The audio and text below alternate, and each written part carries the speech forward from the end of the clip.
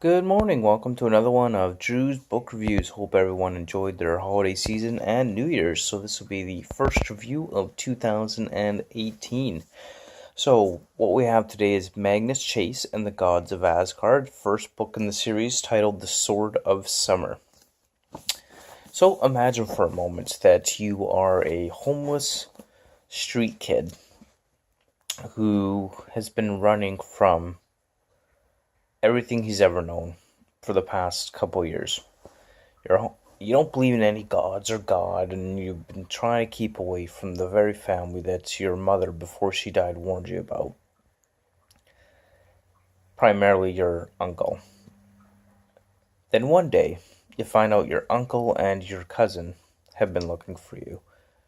And so you just start running from them, and you manage to get yourself into a battle with a fire giant over a bridge in Boston, only to get yourself killed and taken up to Valhalla, where you finally learned that the boy you are, who never believed in gods or gods, is in fact the son of one of the Norse gods. And everything just gets crazier from there. That's what Magnus Chase and the Gods of Asgard is all about. So Magnus finds out that he's supposed to have this ability to control this magical sword, Sword of Summer, which we later learned gets renamed to Jack. So he must stop the final grand apocalypse. In order to stop the apocalypse, he has to find a magical rope to bind Fenris the wolf, who lives on a magical island that only appears once a year at a certain time, and basically will devour and destroy anybody who approaches him. So him, along with his band of merry friends that he meets along the way, has to go and rebind Fenris the wolf before he escapes. I have to say, I love the perception that Rick Riordan here presents in terms of how he presents Valhalla. You know, the realm of the gods after their death, or the heroes in Viking Norse mythology, and where they end up after death. So Rick Riordan imagines Valhalla as the Hotel of Valhalla, where everyone gets a room that has been designed perfectly for themselves, with everything they've ever loved or wanted being right there for him. And it's a hotel full of warriors all fighting for the final epic battle of Ragnarok, or the apocalypse. And they're all training every single day and fighting, and they get to Valhalla with whatever weapons they died in battle with, so that they might be the great noble warriors of Odin in the final battle of Ragnarok. So I love how he envisions that and kind of brings that to life within this book.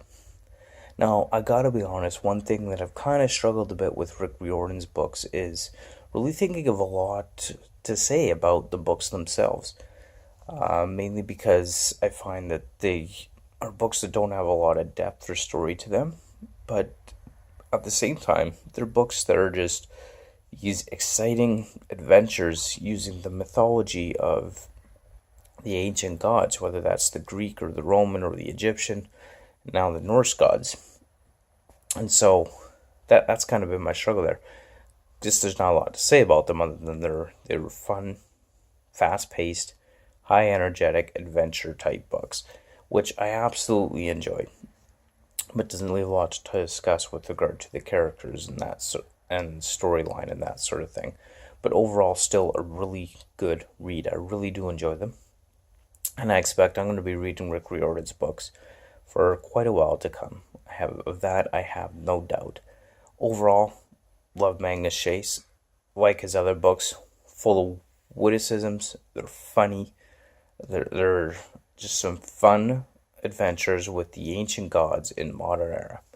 And overall, I think it's great how he uses the ancient mythology and the legends and myths surrounding them to bring them into a modernized story of the ancient legends. And that I can say is really fun and enjoyable about Rick Riordan and these books.